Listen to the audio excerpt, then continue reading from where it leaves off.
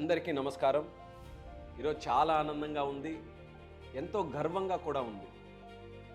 ఎన్నో ఏళ్ల కల నేను కేంద్ర పౌర విమానయాన శాఖ మంత్రిగా బాధ్యత తీసుకున్న తర్వాత ఎక్కువ ప్రాధాన్యతతో ఇష్టంతో చేపట్టిన నిర్మాణం మన భోగాపురంలోని అల్లూరి సీతారామరాజు అంతర్జాతీయ విమానాశ్రయం.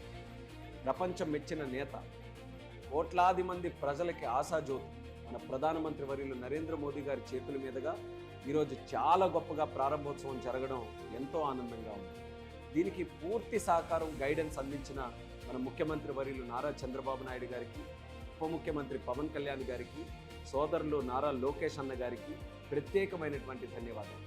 ఉత్తరాంధ్ర గ్రోత్ ఇంజిన్గా నిలవనున్న మన అల్లూరి సీతారామరాజు విమానాశ్రయం ఇది కేవలం ఒక భవనం మాత్రమే కాదు, ఇది మన ఉత్తరాంధ్రకి గర్వకారణం, అందమైన భవిష్యత్తుకి సింహద్వారం.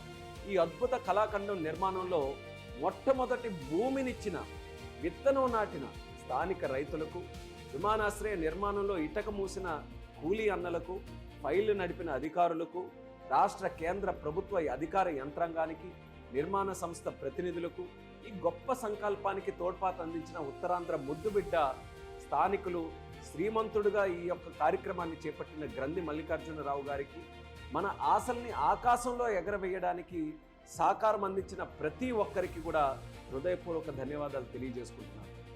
అనుకున్న గడువు కంటే 6 నెలల ముందే నిర్మాణం పూర్తి చేసుకున్న అల్లూరి సీతారామరాజు అంతర్జాతీయ విమానాశ్రయ ప్రారంభోత్సవాన్ని లక్షలాది మంది ప్రజల మధ్య అంగరంగ వైభవంగా ప్రతి ఇంటిలో ఒక పండగలా జరుపుకోవడం అనేది ఒక గొప్ప విశేషం. అభివృద్ధి విషయంలో మన ఐక్యత దేశానికే స్ఫూర్తిగా నిలవబోతుంది. ఘనమైన భవిష్యత్తు వైపు ఈరోజు ఒక బలమైన అడుగు వేశారు. డబుల్ ఇంజిన్ సర్కారు తోడ్పాటుతో డబుల్ వేగంతో అభివృద్ధి లక్ష్యాలను చేరుకుందాం.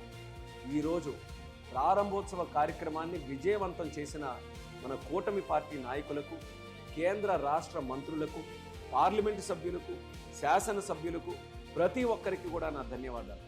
కార్యక్రమానికి విచ్చేసిన ప్రజలకు, సోదర సోదరిమణులకు, మన యువతకి, అలాగే దింసా నృత్యంలో పాల్గొన్న మన గిరిజన సోదర సోదరిమణులకు కూడా ప్రత్యేక ధన్యవాదాలు తెలియజేస్తున్నాను. అందరూ క్షేమంగా మీ ఇంటికి చేరుకోవాలని ఆశిస్తూ మరొక్కసారి ధన్యవాదాలతో మీ రామ్మోహన్ నాయుడు.